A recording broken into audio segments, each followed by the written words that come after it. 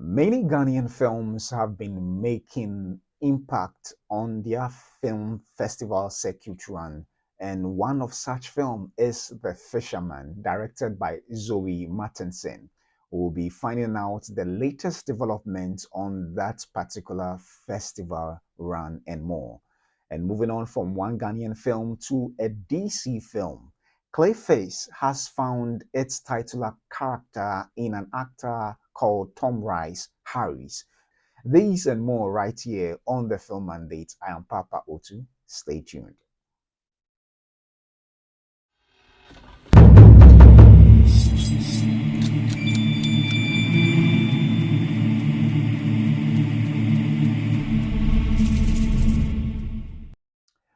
Welcome back to the Film Mandate, where I bring to you movie news, reviews, and reactions both from the African front and the international scene. I'd like to take this opportunity to thank you for joining me for this particular episode.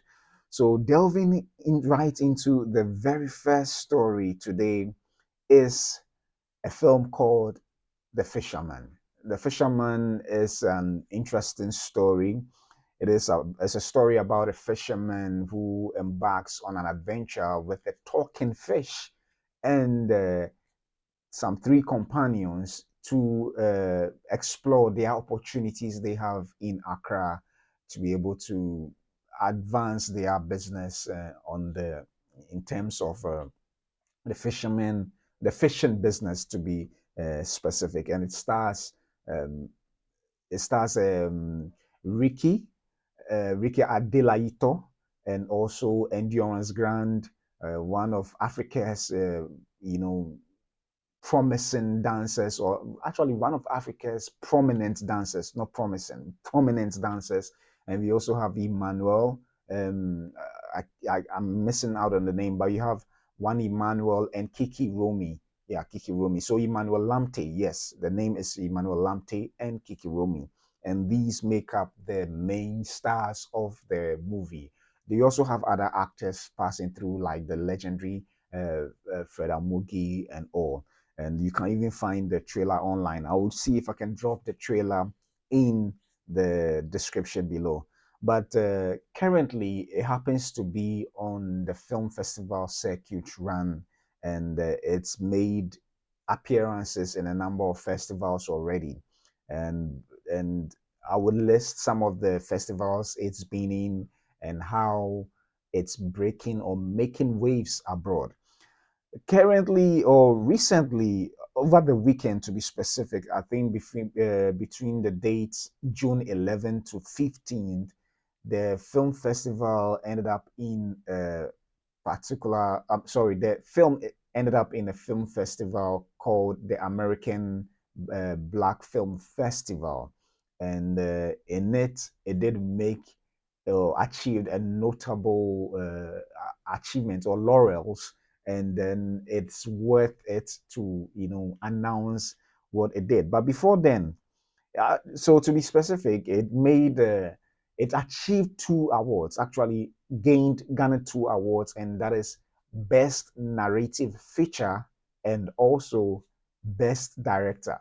So Zoe Martinson won the award for best director, and the film itself won the best picture, or best, what you would have said, a best picture in Oscar, the best narrative feature. And that is indeed exciting. So I chanced upon this video by the director on her Instagram page that I would like to share for you to see. Yeah, for you to see what. Yeah, I don't know whether I'll be able to share the audio, but yeah, in your shot here is yeah, let me see if I will be able to pause the points. Yeah, so yeah, you have one winning for best series, and that is her in your shot. That is her in your shot. So best director is Zoe Martinson, winning for her director for her directorial debut in terms of live action feature. She's done other projects as well, but in terms of a full feature, she won for the best director, and that's her walking on the stage to go claim the award. for The Fisherman, and it's so exciting. Yeah, so happy to see her win this particular award, and that is how powerful the film is has been making waves abroad. And this is just one of several festivals that it's been in, and it is indeed uh, yeah, and this is Ajwa Akoto, if I'm not mistaken. Yeah, Ajwa Akoto, who happens to be a star in the production as well, actually walking up on stage together with Zoey in the green, dress, to go claim the best narrative feature for The Fisherman. So indeed, it is exciting, and I can't keep this news to myself. I'm sure perhaps some of you might have seen it already if you follow Zoey Martinson in particular on the Instagram. And this is what she shared on her Instagram page. And I thought, no, let me bring this good news to us Ghanaians here. Yeah, so it is indeed one of the greatest achievements by a Ghanaian film, and it's indeed exciting for us. It looks like, just as I would say, it looks like this year in particular, 2025, is like a renaissance for African filmmaking, and continuing in that very tradition is The Fisherman, and it's been making this wave not just this year but began last year, and then it's been going through a number of festivals, making some grand impact. I wish I could pull all the graphics of the various festivals that it's been in, but let me just name a couple of festivals that it has been in so far and the impact it is already making. And so for this one, the American Black Film Festival, which was held between June 11th to June 15th, it's won 2 awards already, and that is Best Narrative Feature and then Best Director for The Fisherman by Zoey Martinson. And congratulations to her wherever she is. I'm so happy that she achieved this award. She's deserving of it. She really struggled. She really went all out. I wouldn't say she didn't struggle, but she went all out to make this a possibility. And I'm saying this because I had the opportunity to work on it as an AD, and then I'm happy that I saw how passionate she was in going all out to make this film a possibility, and I really salute her and all other female filmmakers around the world, making our world a better place by coming up with stories that we so enjoy. And uh, congratulations to you and also all the team members who made this a possibility. It's a win, especially the best narrative feature. It is a win for every one of the crew and cast and all those who helped in making this a possibility. So congratulations to all of them. And then moving on, so during the 81st La Biennale Venice Film Festival, it became the Venice Film Festival. Let me just for sure what we know as the Venice Film Festival. It became the first Ghanaian film to be admitted in or selected for that festival. The first Ghanaian film. So it is exciting, and also it won the award for the peace and tolerance category, which is the Fellini Medal Award given by UNESCO. Fellini Medal Award given by UNESCO, and also won the best comedy of the Biennale College the best comedy. So this is how impactful the award has. I mean, the film has been on the film festival circuit. Sorry, run, and also Pan African Film and Arts Festival. It also won some awards, and it won for the Jeanette Dubois Festival Award, and also again won for the best narrative feature of 2025, the best narrative feature of 2025. So it's been really making some great impacts out there. And also for the Ghana Comedy Awards, it won for the comedy movie of the year. So yeah, that is how impactful it has been. And a couple of more festivals that it has been in. It was the official selection for the Cleveland International Film Festival in Ohio, and also the Miami Film Festival 42 official selection. And then there are several others as well. And so, yeah, for it is exciting to have this film, be making waves out there, and a good work actually pays when it is done. And not just that, a lot of Ghanaian films have been making impact out there. We have the Azali, you have the Burial of Kojo. So Azali was directed by Kwabena Jansa, who currently has his film Last Stop, starring Ajeti Anan and Suarez uh, in the cinemas as we speak. So he's been directing some beautiful stories, powerful Ghanaian stories. And you also have the Burial Okojo also making waves out there, and so many others that I may not even know of.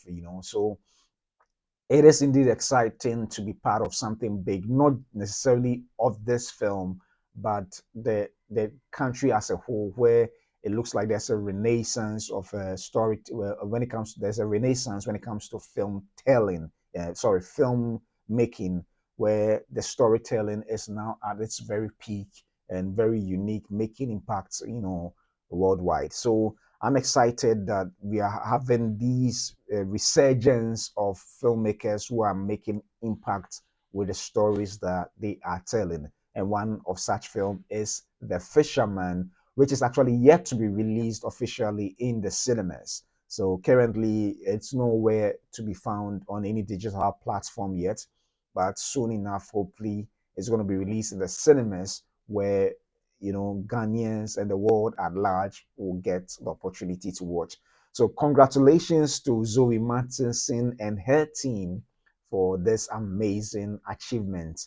And I think this is not just the end, but there's still more to come.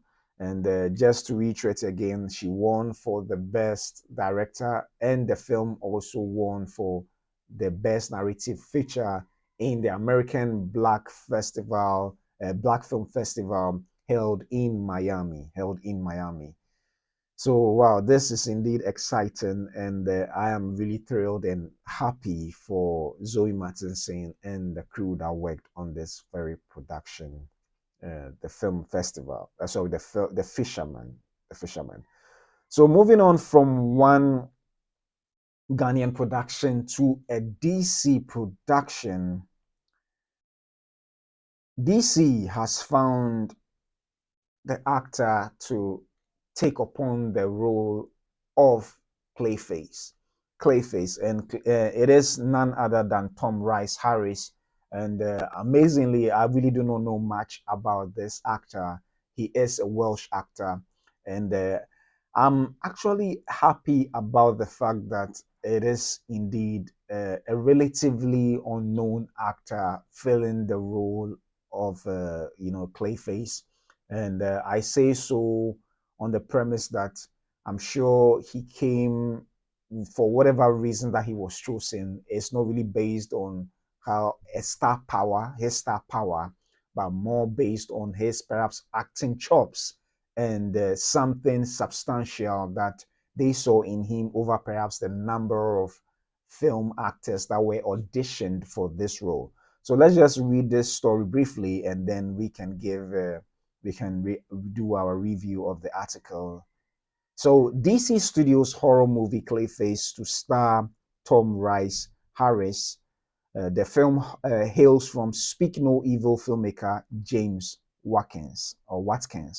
And this article is written by Aaron Couch and Boris Kitt on June 17th, 2025. So DC Studios has found the actor to help mold its Clayface movie. Tom Rice Harris, a Welsh actor who is relatively unknown stateside, will star as the Batman villain known for his ability to shapeshift. The casting ends a search that's focused on young British actors for the project.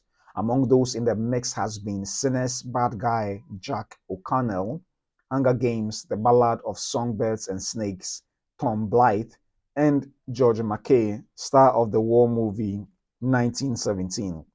Sources said DC toppers James Gunn and Peter Safran weren't ready to pull the trigger on those that they met with and went deeper into the well.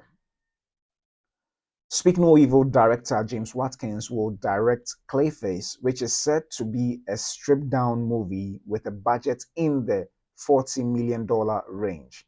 According to sources, it centers on B-movie actor who becomes a walking piece of clay after injecting himself with a substance in an attempt to keep himself relevant. Prolific horror filmmaker like Mike Flanagan wrote the script for Clayface, which has a release date of September 11, 2026, and is expected to film later this year. The Batman director Matt Reeves will produce along with Lynn Harris and Gunn and Safran. This is a massive break for the 35-year-old actor who has been notching screen credits with work on screen and stage in the UK since around 20 years old. Among his early gigs was a role on BBC fantasy drama Jekyll and Hyde and making his West End debut in Mojo with Ben Whishaw and Rupert Grint. In recent years, he appeared in the short-lived Apple TV Plus series Suspicion and short-lived Netflix series White Lines. He also had a role in the 2023 Gerard Butler action drama Kandahar. Yeah. So that is Tom Rice Harris kind of filmography, and I'm happy he has been chosen because this means that he was chosen for something more substantial that perhaps the other, even relatively known actors couldn't deliver. And in that case, I believe that is a plus for this production. It is indeed because if you look at the entire film itself being developed, just as James Garner have been trumpeting, he doesn't or he won't accept any script unless it's really at a level of quality that he is expecting for the entire DC universe. And being the architect of the universe, he is expecting none other than quality production to be more of a very formidable cinematic universe compared to the DCEU, which didn't work for most people. So, as it stands now, I think this is the best direction in which they are going, where it is not a big budget productions. Secondly, it is a relatively unknown actor, so that the film itself is no more reliant on the star power of an actor. And I think perhaps they may also have been considering a lower budget, and that's why they might have gone for this actor. But I think more so they might have gone for him because of the power of delivery that he gave or performance that he gave during the audition. And it is exciting considering the budget of around $40 million. A lot comes to mind, and that is for me the when I think about this particular film at the moment, I think about Joker. I think about Joker, and some of the strengths of Joker that I believe they may be looking out for this production is with regards to the performance of the actor himself, and also maybe this may be more or less like another anthology film to study the character of Clayface, and I'm excited about it because then it means that they may be delving more into how strong of a story this should be than just perhaps a reliance on spectacle, which is not bad if it's needed. And I like this approach because then it means that not every movie have to be that blockbuster kind, as we may perhaps see in the Superman when it's released. And understandably so, Superman is a character that flies and does so many epic things with out of the world kind of stellar I would say feats. Let me put it that way: stellar feats with villains that are out of the world flying themselves and achieving such abilities that are not grounded as we can find in perhaps the Joker directed by Todd Phillips. So it is expected that when you are doing a movie of that nature, it ends up being grand and therefore would demand more, box office. I mean, would demand more budget, than uh, what we are going to find in Clayface. Regardless, Clayface being what it is, a man who has the ability to shapeshift, it would also require some form of visual effects, which would cost as well. But I like the fact that they are not approaching every movie the same based on the theme and the kind of concept they have in mind or story they have in mind. It may require different approaches, and I think that is what they are doing with Clayface. I would have been, I was excited when Joker was released, and it made me happy about a superhero film that is grounded, which can we can really relate to in real life, and this may be a little different because it will delve into a supernatural kind of well, just as any other superhero does, a supernatural kind of area, but more so it's going to be a horror film and a horror flick directed by by a horror director. And so it gives me much hope as to the fact that they are approaching every story differently in to attract perhaps a different audience than expected. And I have even more hope for this project because of the approach they are going in. A horror film, low budget, focus more on the character study of the main titular character, and then the story plots that will be unfolding. And so it is. I'm excited about this because if you look at what they did with Joker, it was more of a character study and a social commentary on how people relate to how the society actually treats people, and then the what becomes of that character. So the character becomes more like a product of that society. It becomes like, so even though Joker in trying to make something of himself, the difficulty of that era and society tending to become a villain. I mean, in real life, it may not be something that we would we would want to happen because then it becomes a thorn in the flesh of society. But in this film, it was more or less a character study of a villain, a human being who ended up becoming, who he is because of how he was treated by people and his own mental sort of breakdown. So it is indeed an interesting character study, which I believe that if they go in that very area of what they did with Joaquin Phoenix performance or Joaquin Phoenix film or Todd Phillips film, it would indeed draw some audience that has never been expected. And I hope that majority of its grounded characters will be approached this way. Todd Phillips Joker, it ended up the first one in particular, ended up making $1 billion, and the approach, I believe it was the approach that made it possible.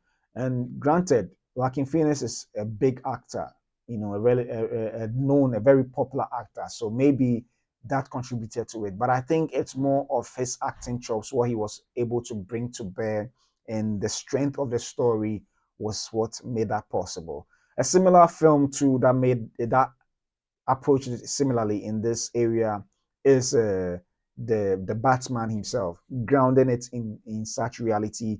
It was more of a film noir film where Batman, it was studying Batman, the psychology of Batman, why he does what he does, and his it was more of the first year of Batman trying to come into his own as a superhero, or a superhero to deal, or a vigilante to deal with crime in Gotham. So it was more also of a character study, and then it relied more of the intense performances of you had Paul Dano as the Riddler, and you had Robert Pattinson as Batman and Bruce Wayne.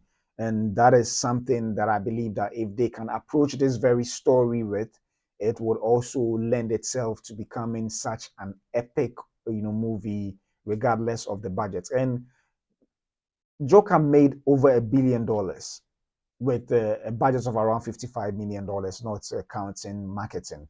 But then it made such a great impact that the studio pushed in for a second movie, which now we know perhaps they shouldn't have tried. They should have let it be as it is. But there's been part of a connected or larger connected universe.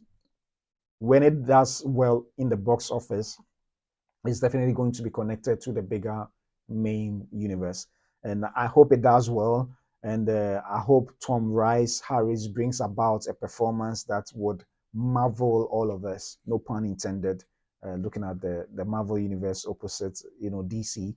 But it is indeed exciting that they are going for an actor who's who is relatively unknown. So the expectations wouldn't be much. Even Clayface as a character is really relatively unknown compared to the bigger names of like Batman, Superman, Wonder Woman. So uh, as it is, there's not much pressure on this.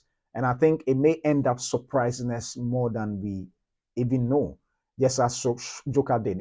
Even though Joker is a bigger character known by a lot of people, by the regular film, enthusiasts, it still did surprise us when this film came about and it made such impact.